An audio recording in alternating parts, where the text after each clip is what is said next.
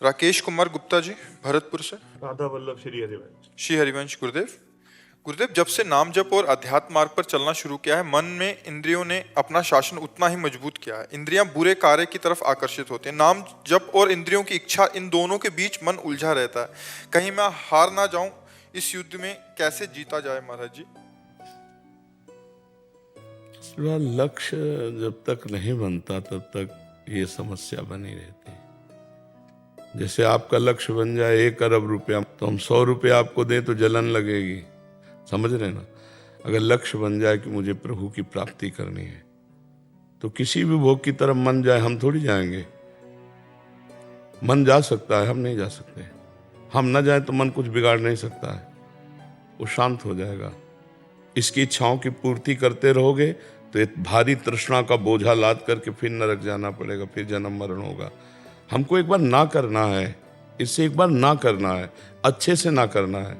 आप सोचो, मन कहता है शराब पिए, आपने दृढ़तापूर्वक नियम ले लिया नहीं पिएंगे, कुछ दिन बाद जाना ही बंद कर देता है, समझिए। फिर कभी दृश्य ऐसा देखा तो फिर मन जा सकता है, पर हम जब ना कह दिए तो मन उसमें राजी हो जाता है धीरे धीरे। तो यम ही न व्यथ्यन्ते ते पुरुषम पुरुषर्षभ सम दुखा सुखाधीरम स्वअमृतत्वाय कल्पते। जो मन और इंद्रियों के द्वारा विषयाकर्षण से दी हुई वृथा को, अंदर जो क्लेश होता है उसको सह लेता है, लेकिन गलत नहीं जाता, वो भगवान को प्राप्त होता है, वो अमृत पद को प्राप्त होता है। तो अपना लक्ष्य दृढ़ रखिए, आप कैसे फिसल सकते हैं? हमारा जब लक्ष्य ही नहीं है तो हम फिसल कैसे सकते हैं? महाराज जी, कश्मकश रहती है अंदर से, ऐसा लगता है कि मतलब नहीं जीत पा रहे हैं, नहीं जीत पा रहे हैं। फिर नाम जप रोकता है, नाम जप। अच्छा, तो हरा भी क्या दे रहा है आप हमें बताओ? ऐसे बड़ी कोई भी भूल नहीं हो पा रही है, लेकिन छोटी छोटी भूल हो रही हैं, और वो भी। आप चिंता न करो, आप चिंता न करो, ये तरंगे हैं, मन की तरंग मान ले, बस हो गया भजन। इसको मारना है, बस शांत रहो, कुछ नहीं बिगड़ेगा तुम्हारा। शांत रहो, तुम गिरोगे भी तो गोद में भगवान की शरण में हो, उनका नाम जप करते हो। कोई चूक भी हो जाए तो भगवान उधर देखते भी नहीं। हाँ, राहत न प्रभु चित्त चूक किए कि करत सुरत सै बार ही की। तो आप गृहस्थी में हो, ब्याह हो गया है, अगर काम वेदना आती है और आप अपनी पत्नी का संयोग करते हैं तो पाप नहीं करते हैं, लेकिन पराई माता बहन की तरफ गंदी दृष्टि से भी देखना पाप हो जाएगा। तो आपको भगवान ने जीतने के लिए एक सुविधा दे दी है। संत महात्माओं की सोचो, उनको तो पूरे जीवन युद्ध करना होता है। अगर 50 वर्ष लड़े और 5 सेकंड फेल हो गए तो 50 वर्ष में पानी फिर गया, कोई माफ नहीं करेगा। कोई नहीं माफ करेगा कि ये साधक 50 वर्ष से लड़ रहा है, 5 मिनट में चूक हो गई, कोई बात नहीं, उठो चलो। ये तो गुरुजन बोल सकते हैं, संसार नहीं बोल। संसार तो बस उसको उसी दिन से उसी दृष्टि से देखेगा। ये बहुत बड़ी चढ़ाई का मार्ग है, और आपको बड़ी सुविधा है। आपको भूख लगी तो भोजन मिल जाएगा। आपको जो वेदना लग रही, धर्मयुक्त पूर्ति का आपके पास उपाय है। जरा कभी कभी उनके लिए भी सोच लिया करो, जैसे पूरी जिंदगी दिए हुए संत महात्मा है, कि इनकी सोच में भी कुछ नहीं आना। सोच में भी, क्रिया तो बहुत दूर की बात है। जहां सोच में आया तो फिर क्या रह गया?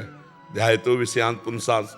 अगर विषयों का ध्यान हो रहा है तो संगास्ते सुपजायते, संगात संजायते कामा, कामात क्रोधो भी जायते, क्रोधात बहुत सम्मोहा, सम्मोहा स्मृति विभ्रमा, स्मृति भ्रंशात बुद्धिनाशो, बुद्धिनाशात प्रणश्यति।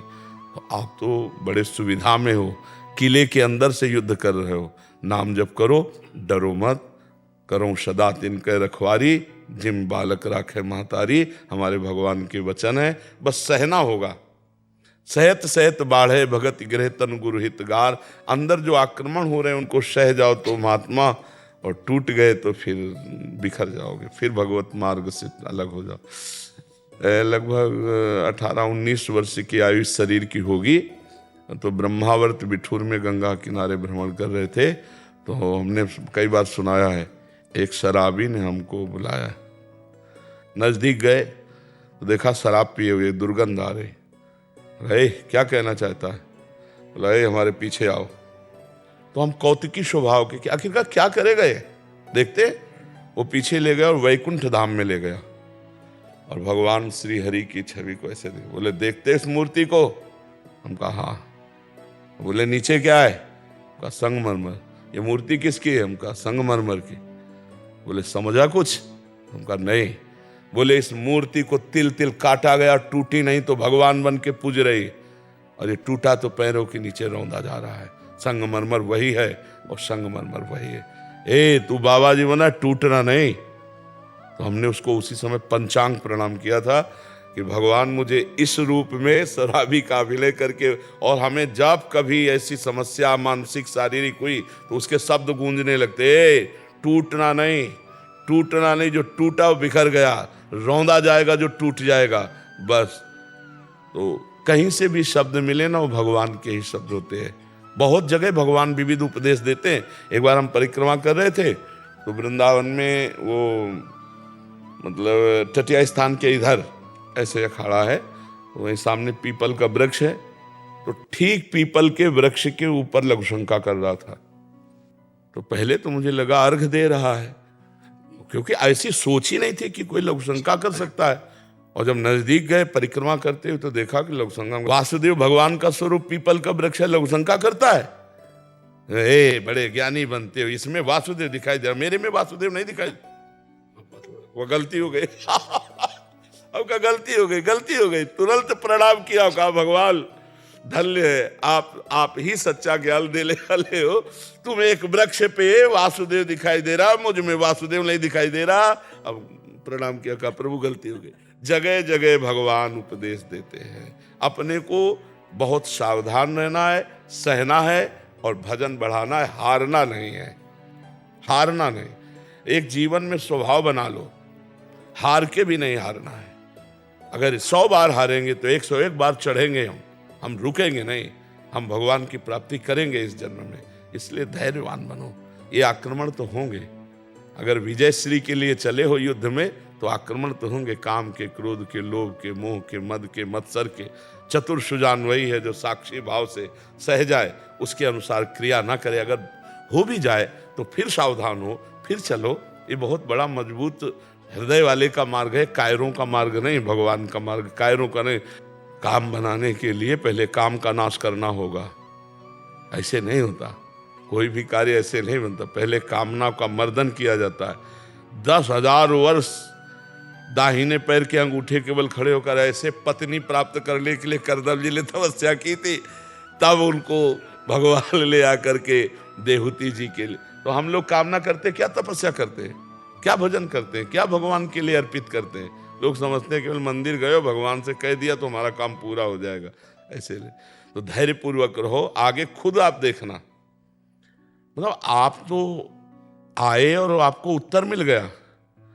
हम लोग तो ऐसे भटक रहे थे गंगा किनारे कि कैसे धीरे धीरे धीरे धीरे धीरे धीरे जब हार गए हृदय से और प्रभु का आश्रय लिया तो जीत गए।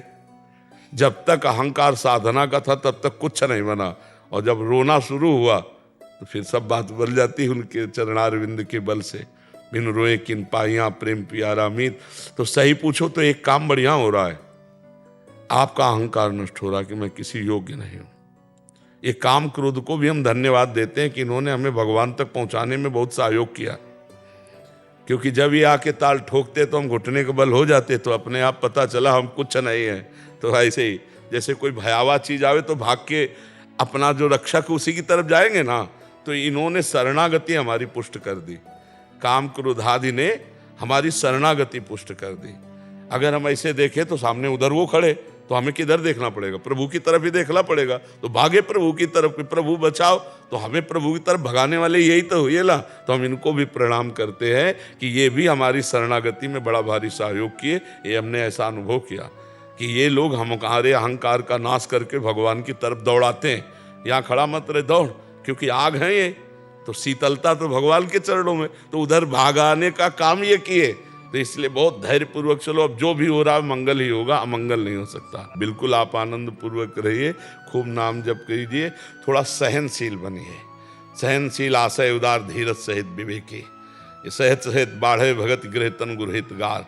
जो सहन कर गया बहुत आगे बढ़ गया। चुप शांत, ऐसे कोई तुम्हारे ऊपर थोड़ी है। आप जब व्यक्त करोगे तभी है, आप जब अनुमति दोगे मन को तभी वो कुछ कर पाएगा, नहीं कुछ नहीं कर पाएगा। वो केवल जलाता रहता है, वो प्रमथन स्वभाव की इंद्रियां, प्रमथन स्वभाव का मन है। साधक को जलाता रहता, साधक सोचता है ये काहे को जलन जलें, भोग भोग लें। और भगवान कहते त्यागात शांति अनंतरम, भोगों का त्याग करने पर शांति प्राप्त होती है। और गलत सलाह बुद्धि दे देती कि भोग ले यार 2 मिनट में शांति प्राप्त हो जाएगी, बस वो तो क्रिया हो गई, लेकिन उसका जो संस्कार बना वो जीवन भर तुम्हें काटता रहेगा, भगवान से बिलक करता रहेगा। इसलिए बहुत सावधान रहना चाहिए। कौशल वशिष्ठ जी गाजियाबाद से। राधे राधे। राधे राधे महाराज जी। महाराज जी, प्रभु ने इस संसार में नदी, पहाड़, झरने, समुद्र जैसे सुंदर और प्राकृतिक चीजों की रचना की है जिन्हें देखकर हमें खुशी मिलती है और देखने की लालसा भी बढ़ जाती है। महाराज जी, हम देश विदेश भी इस अनुभव को पाने के लिए जाते हैं, तो क्या अध्यात्म की दृष्टि से विषय भोगों की अंतर्गत माना जाएगा? जैसे कहीं पहाड़ देखने जा रहे हैं, कहीं समुद्र देखने जा रहे हैं। हाँ, आंखों का चराना है, कोई अध्यात्म थोड़ी है। ये आंखों का, इंद्रियों का चराना है। इंद्रियां हैं उन इंद्रियों की। आज इस होटल का चेक करके देखते हैं भोजन, आज उस प्रांत में जाकर आंखों को चराते हैं, ये आंखों का चराना है। अब उसी में भावना कर लो। अब इस पहाड़ में देखा, पहाड़ में भावना कर लिया कि पद्मासन लगाए भगवान शंकर तप कर रहे हैं, अरे इसमें तो भगवान विराजमान है। अब वही हमारी भक्ति बन गई। तो हम भगवान तो देखने जाते नहीं, हम तो प्रकृति का सुंदर दृश्य देखने जाते हैं। तो वो नेत्रों को चराना हुआ, नेत्रों का पोषण हुआ, ना कि भक्ति हुई। भावना कर ले, झरना गिर रहा है, बड़ी सुंदर लताएं हैं। अब हम लोग जैसे कोई भी दृश्य देखा तुरंत उसे भावना में ले आए। 4 पेड़ सुंदर हरे भरे हैं, झुके हुए पृथ्वी को छू रहे, अब वही अपने प्रिया प्रीतम की भावना कर ली। हमारे श्यामा श्याम यहाँ ऐसे गलबैया देखे, ऐसे घूमते हुए इस पेड़ के नीचे ऐसे बैठेंगे, ऐसे बात करेंगे। अब हम अपनी भावना में घूम रहे हैं। दृश्य बाहरी है और आंतरिक चिंतन चल रहा है। और यहाँ आंतरिक और बाह्य दोनों मायाकृत है। जो भगवान ने सुंदर सुंदर लता, झरना, पहाड़, दृश्य बनाए हैं, तो ये हमारे नेत्रों को सुख मिलता है, लेकिन आध्यात्मिक सुख नहीं, प्राकृतिक सुख मिलता है। और प्राकृतिक सुख नाशवान है, नहीं नाशवान है। कभी भूकंप आया तो सब ढह गए प्रांत के प्रांत, कभी जल का प्रलय आया, मान लो जैसे समुद्र की उत्ताल तरंगे, तो प्रांत का प्रांत डुबो दिया। तो ये प्राकृतिक टिकाऊ नहीं है, सच्चिदानंद नहीं है, ये परिवर्तनशील है। तो ये नेत्रों को चराना हुआ, कोई अध्यात्म या भक्ति नहीं है। अध्यात्म भक्ति तो भाव के द्वारा दृश्य देखने पर होती है। अब जैसे आप पहाड़ देखने गए, लेकिन बद्रीनारायण, चित्रकूट, अब ये आंखों का चराना नहीं है। अब भक्ति जुड़ गई कि यहाँ भगवान श्री राम चित्रकूट में यहाँ ये लीला की, यहाँ भगवान ने ये मंदाकिनी अनसुईया जी के तप से प्रकट हुई, इस पर्वत पर भगवान ने, अब वो भगवान जुड़ गए ना। तो विदेशों में जाना तो आंखें चराना है, लेकिन जैसे हिमालय की यात्रा है, गंगोत्री आदि स्थानों में जाना है, चित्रकूट आदि जो भी ब्रजधाम, जहाँ जो भी भगवान से संबंधित स्थानों का दर्शन करना, ये परम पुण्यमय है। तीर्थ यात्रा कही जाती है, नहीं कही जाती। विदेश को तीर्थ यात्रा तो आप नहीं कह सकते। क्यों? तीर्थ यात्रा तो जहाँ भगवान की लीलाएं हैं, भगवान के पावन चरित्र हैं, वहीं तो कह सकते हैं हम। तो इसलिए अगर हमें आंख चरानी है तो बहुत बढ़िया अपने देश में है। पहाड़ देखने हैं तो आप देखो चित्रकूट में, हरियाली देखने तो देखो कितने सुंदर मंदाकिनी जी बह रही, और लाखों, और हिमालय तो फिर हिमालय ही है, वहाँ तो सुंदरता की कहानी है। एक से एक हिम के पहाड़ भी हैं, एक से एक लताएं, वृक्ष, झरना, गंगोत्री, यमुनोत्री नदियाँ, परम पावन। तो अपना देश जो है, इसकी समानता कोई नहीं कर सकता। जहाँ की नदियाँ भी भगवान की प्राप्ति कराने की सामर्थ्य रखती हैं। गंगा जी का सेवन, यमुना जी का सेवन, ये सब भगवान की प्राप्ति कराने वाला है। जहाँ की भूमि भी भगवान की प्राप्ति कराने की सामर्थ्य, मान लो अयोध्या भूमि, वृंदावन भूमि, ब्रज भूमि, कितने ऐसे महान क्षेत्र हैं, काशी है, कि केवल भूमि में पड़े रहो तो भगवान की प्राप्ति हो जाएगी।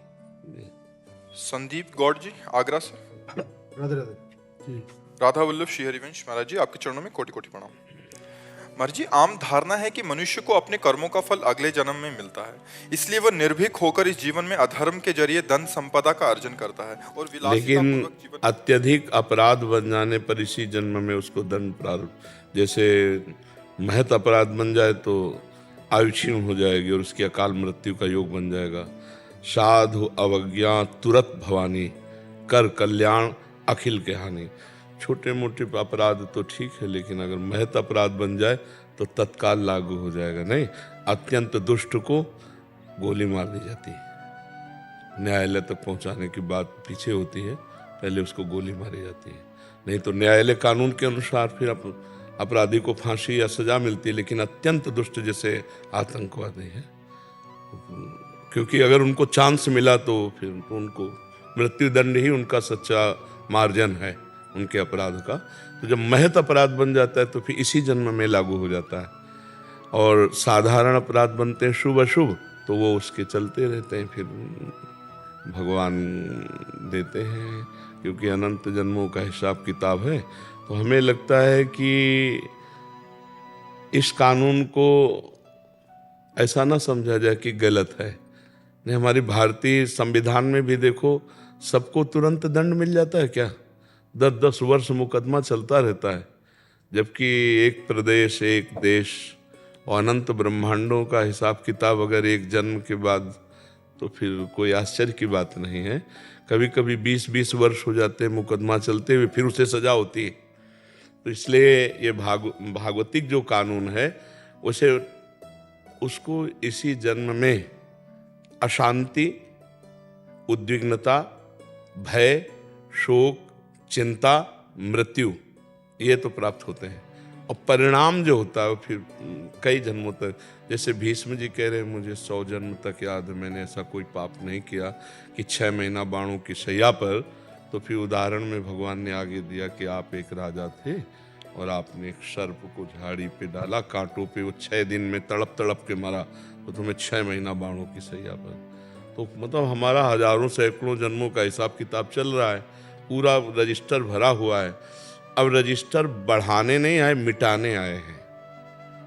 हम ऐसा भजन करें भगवान का कि संचित कर्म भस्म हो जाए, और क्रियमाण जो नए हो रहे हैं वो पवित्र आचरण हो और भगवत समर्पित हो, तो वो निष्फल हो गए, वो हमें बांध नहीं पाएंगे। शुभ भी बंधन है, और जो हमारा प्रारब्ध है वो निष्प्रभावित हो जाए, कि हमको परास्त न कर पावे। तीनों प्रकार के कर्मों का शासन भगवान के भजन के द्वारा किया जा सकता है। संचित को भस्म, क्रियमाण को निष्फल, और प्रारब्ध को निष्प्रभावित। प्रभावित तब माने जब हमको रौंद के गिरा दे, भगवान से विमुख कर दे। तो भगवान से विमुख कर दे, इतना बड़े प्रारब्ध की सामर्थ्य अब नहीं रह गई। तो हम ऐसा भजन करें कि विध्वंस कर दे संचित कर्म को, और निष्फल कर दें क्रियमाण को, और निष्प्रभावित कर दें। हम भगवान के अंश हैं, हम भगवान सच्चिदानंद के अंश हैं, और मनुष्य जन्म यही करने के लिए मिला है, केवल भोगने के लिए नहीं मिला। केवल भोगने के लिए पशु योनियां हैं, देव योनियां हैं, मनुष्य योनि नए कर्म का। तो हम ऐसा भजन करें, ऐसा परोपकार करें, ऐसा परहित करें कि हमारा मंगल हो जाए।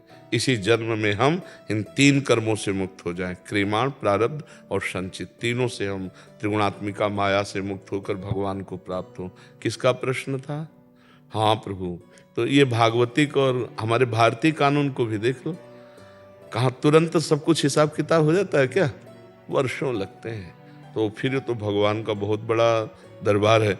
पर ये जो बात बताई ना तत्काल, हाँ, हमने देखा एक बदमाश जो है भाग कर आया था, जब हम शेनपुर में थे, बगीचे में बहुत बड़ा जंगल था, उसमें उसकी हालत ये थी 5 मिनट चैन से बैठ नहीं सकता। तब तक रुका क्यों? बस मतलब भयभीत, अशांत, उद्विग्न, विषाद युक्त। तो ये कर्म का ही तो फल है ना, कि चैन नहीं है, शांति नहीं है, हर समय भय लगा, कहीं से भी कोई आ सकता है, पुलिस आ सकती है, या उसकी पार्टी में विरोध हो गया था, हमारी पार्टी का ही कोई हमें मार दे, बड़ा भय, बड़ा भय। तो मनुष्य जन्म मिला है निर्भय होने के लिए, निश्चिंत होने के लिए, निशोक होने के लिए। ये होगा भगवान की शरण में। भगवान की शरण में जो शभीत आया आवा शरणाई, रख्यों ताई प्राण की नहीं। भगवान कह रहे जैसे प्राणों की रक्षा हम अपने लोग करते हैं, ऐसे भगवान हमको अपने प्राणों की तरह रक्षा करते हैं, यदि हम भगवान की शरण में हो जाएं। तो निर्भय होकर कोई पाप तो नहीं कर सकता ज़्यादा दिन, भयभीत, शोक मगन, चिंता और ये सब। और जब पाप बढ़ गया तो किसी के मारने की जरूरत नहीं, वो अपनी भी मौत मर जाता है, बहुत दुर्गति होती है। अवश्यमेव भोक्तव्यम कृतम कर्म शुभा अशुभम, शुभ अशुभ।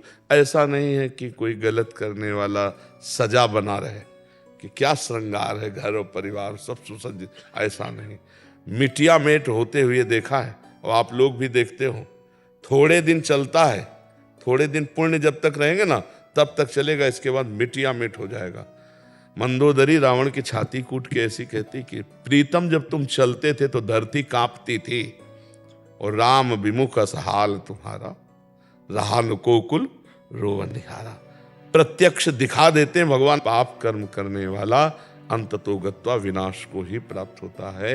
हाँ, तत्काल नहीं है, तत्काल नहीं है कि आपने किसी का कत्ल किया और आप तत्काल आपका गला काट दिया, ऐसा नहीं, ना हमारे कानून में है और न भागवतिक कानून में है।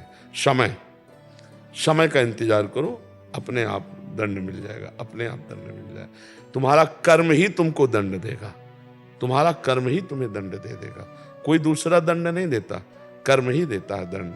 किसी की खोपड़ी में, तुम्हारी खोपड़ी में बैठ जाएगा, तुम्हारी खोपड़ी में बैठ के तुम्हारे हाथ से तुमको जहर खवा देगा, तुम्हारे हाथ से तुमको पंखे में लटका देगा, तुम्हारे हाथ से गोली शूट करवा देगा। कर्म बलवान है, इसलिए ऐसा ना मानना चाहिए कि बाद में देखा जाएगा, देखने लायक नहीं रहोगे, ऐसा दंड आता है देखने लायक नहीं रहो। सच्ची कहते हैं, पाप से डरो, वो जब फलीभूत होता है ना तो अच्छों के, हाँ, भगवत प्राप्त संतों के शरीर में भी प्रारब्ध अपना प्रभाव दिखाना चाहता है। रामकृष्ण परमहंस जी के गले में कैंसर, बड़े बड़े महापुरुषों के, कर्म अवश्य भोगना पड़ता है। इसीलिए कोई ऐसा ना समझो कि हमने जो कर्म किया उसका फल नहीं मिलेगा।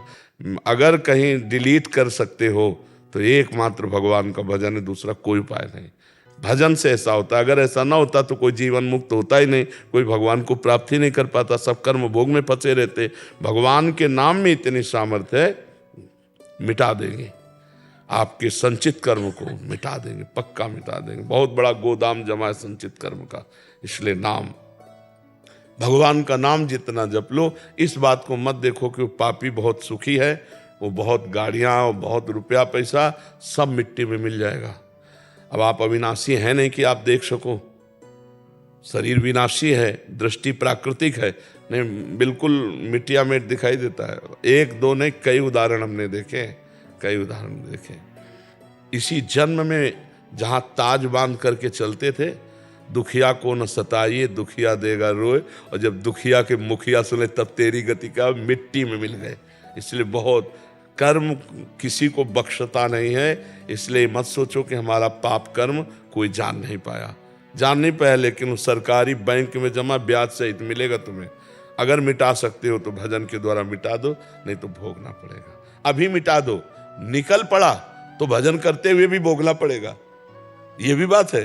पूर्व का जैसे बाण छूट गया, वो तो लगेगा कि जो तूड़ीर में उसे भस्म कर सकते हो, तो जो संचित कर्म है वो तो भस्म हो जाएंगे, लेकिन जो प्रारब्ध बन के आ गया, अगर भजन में चित्त लगाए तो प्रभाव कम रहेगा, पर शरीर में रहेगा उसका प्रभाव। आप समझ पाए प्रभु? रमेश जी नोएडा से। जी गुरुदेव, आपके चरणों में कोटि कोटि प्रणाम। महाराज जी, महापुरुषों और महाराज जी, आपसे भी सुना है कि प्रकट शरीर का ज्यादा महत्व तब तक है जब तक भगवत प्राप्ति नहीं होती, परंतु शिष्य और भक्तों के लिए गुरु जी के प्रकट शरीर का बहुत महत्व है। उनकी चाहत है कि गुरु जी के प्रकट शरीर में दर्शन, सत्संग, एकांतिक वार्तालाप दीर्घ आयु तक बना रहे। ये जानते हुए भी मृत्यु लोक में स्थूल प्रकट शरीर की आयु श्वास सीमित है। प्रियता और जो सानिध्य में लाभ मिलेगा वो अमोघ होगा। अब जैसे हमारी वाणी आप टेप कर लो और उसको सुनो तो पकड़ पाओ तो पकड़ पाओ, लेकिन जैसे आप सामने आए हो, अब हमारी दृष्टि पड़ रही, इसका एक अलग प्रभाव होगा, इसका प्रभाव होगा। जैसे आप इतने में बैठे हो ना, एक अजीब वातावरण आप खुद देखेंगे। भजन का एक प्रभाव होता है। जैसे व्यभिचारी पापी आदमी जहाँ बैठता है उस जगह अपवित्र हो जाती है, उससे संभाषण करने मात्र से अपवित्रता आ जाती है। ऐसे भगवत प्रेमी, भगवत भजनानंदी, उनके दर्शन से, उनके संभाषण से, उनके सानिध्य से हमको पावर मिलता है। केवल प्रवचन ही नहीं, हमको पावर मिलता है जिससे हम अध्यात्म को धारण करने की क्षमता रखते हैं। तो ये तो भगवान की कृपा से ही लाभ, जितने दिन बदा है उतने ही दिन मिलेगा, नहीं तो फिर नहीं मिलेगा। जैसे मानो उड़िया बाबा थे, तो उनके सामने जो रंग था अब वो रंग थोड़ी है। आश्रम में जाके देख लो, उनकी गुफा में जाके देख लो, उनके आसन में जाके देख लो वो रंग। चिड़िया उड़ गया तो फिर पिंजड़े का कोई बात तो थोड़ी रह जाता। तो ये तो यही लाभ लेना है प्रगट में जितने दिन है, हमको इतना पक्का हो जाना है कि हमें माया फिसला ना पावे। जी, कुछ ऐसा हो सकता है हमसे कि ये लाभ जो है लंबे समय तक मिलता रहे। ये तो सुनो भरत भावी प्रबल, बिलख कहो मुनिनाथ, हानि लाभ जीवन मरण जस अपजस विध्यात। जैसे मानो किसी की भावना हो कि हम किडनी अपनी दे दें, आप स्वस्थ हो जाएं और आप बोलें। तो एक भाई यहाँ जहाँ बैठे हैं वहीं आए थे, उन्होंने कहा 2 बार ट्रांसप्लांट करा चुके, तीसरी बार फेल हो गया। जरूरी थोड़ी पास हो जाएगा। और आप देखो भगवान की कृपा से 19 वर्ष तो हो ही गए, तो वही फेल किडनी दहाड़ रहे हैं, नहीं दहाड़ रहे। और अगर वो चलाना चाहें तो हो सकता है 10-20 वर्ष और चल जाए, और ना चलाना चाहे तो आखिरी डायलिसिस हो, कुछ कहा नहीं जा सकता। उनके बस की बात है, सच्ची कहते हैं। तो हाँ, बस केवल बस उन्हीं के चलाए चल रहे, और वही जितने दिन चलाएंगे चलेगी। नहीं तो ऐसा समझो नींव खत्म हो चुकी, बिल्डिंग टिकी हुई है, नींव खत्म हो चुकी है, और बिल्डिंग सब शरीर की नींव है गुर्दा, उसी से लीवर दिल सबका कनेक्शन रहता है, सब फेल है भगवान। कभी कभी अपने आप ही प्रार्थना हो जाती है जी। कि ये समय काफी लंबा। वैसे हमने देखा है कि जैसे हम एकदम गिरे 2-4 दिन एकदम चपेट मारती है किडनी, फिर हम एकदम पावर में हो जाते हैं। तो ये आप लोगों की जो प्रार्थना है ना, भक्तों की जो भावना है ना कि हमें 4 दिन और अवसर मिले, तो हमें लगता है सबका आशीर्वाद और प्रेम हमें तुरंत खड़ा कर देता है। हम जब 12 बजे जगते हैं ना, तब 2 बजे रोड में आ पाते हैं, और ये सब चलता रहता है 9:30 बजे तक ऐसे। तो भला किडनी फेलियर आदमी से कैसे चल सकता है? बोलने में प्यास लगती है, पानी हमारे लिए ब्रेक लगा हुआ है। इसमें आप सबका आशीर्वाद काम कर रहा है। मतलब जीना तो उतने ही दिन है जितने दिन निश्चित है, पर जीने का तरीका जो अच्छा है इस समय, ये आप सबके आशीर्वाद से, गुरुजनों के आशीर्वाद से कि ये मंगलमय कार्य हो रहा है, भगवान करा रहे हैं। बकाया हमने कभी स्वीकार नहीं किया कि तुम्हारा पेट फाड़कर हमारा किडनी सही हो, ऐसा हम कभी स्वीकार नहीं करेंगे किसी के लिए भी, क्योंकि हम नहीं चाहेंगे। हम क्यों जिए? हम जीना चाहते हैं श्री जी की इच्छा पूर्ति के लिए। तो उनकी इच्छा इतनी बलवान कि फेल किडनी भी चलती रहेगी। मूकम करोति वाचालम पंगुम लंघयते गिरिम यत् कृपा तमहम वंदे परमानंद माधवम। तो हम जानते हैं अपने स्वामी के बल को, फिर हम दूसरे का सहारा क्यों ले? आपको चलाना तो इन्हीं किडनी से हो सकता है। आप बताओ, अगर आप अचानक हमें देखो, हम ना बताएं, तो आप क्या ये रिजल्ट दे सकते हो कि किडनी फेलियर आदमी है? आपको बाहर से ऐसा महसूस होगा कि हम किडनी फेलियर है? अब केवल हमें जानकारी भरना हो आपको, और आपको इनको कोई रोग है क्या, या कहो जाके अंदर ढूंढो किडनी फेलियर कौन है, तो हमारी तरफ नहीं देखेगा, वो आपकी तरफ भले देखे। तो श्री जी का प्रताप, इसमें भगवत प्रताप ने, डॉक्टरों ने तो कह दिया था 2.5 या 5 वर्ष बहुत चलेगी तो चलेगी, क्या मर जाओगे। तो अपने आप ही अंदर से प्रार्थना होती है कभी कि इसका हमारे महाराज जी स्वस्थ रहे, क्योंकि एक्सरसाइज अपनी स्वस्थता के लिए कर रहे हैं, पर अपने आप। हाँ, नहीं, आप सबकी सद्भावना में बड़ी दम होती है। सद्भावना ही बहुत आयु वर्धन करती है, और असद्भावना जो है आयु का नाश करती है। तो ये सब करतुम अकर्तुम अन्यथा करतुम, भगवान और भक्त दोनों मिलकर सुरक्षित किए हुए। और हम एक कृपा ये देखते हैं कि लोग प्रायः संतों के पास जाते हैं आशीर्वाद लेने, और हमारे पास आते हैं आशीर्वाद देने। बताओ, आश्चर्य की बात देखो ना, कितनी माई बहन ऐसे उठेंगी और ऐसे कहेंगे बाबा तू जीवी रहे, बाबा तेरी आयु बढ़े। तो हमें लगता है कि उल्टा हो रहा है। लोग साधु बाधुआ से चिरजीवी होना चाहते हैं, आशीर्वाद मांग, बाबा तू सुखी रहे, ए बाबा तू ऐसे आनंद से, ब्रजवासिनी मैया आती है, ए बाबा तू ऐसे आनंद से बोलता है, मैं देखती रहूं और तेरे को रोटी पवाती रहूं। यही श्री जी से प्रार्थना है, यही काम कर रहा है, यही सब का। जी जी जी।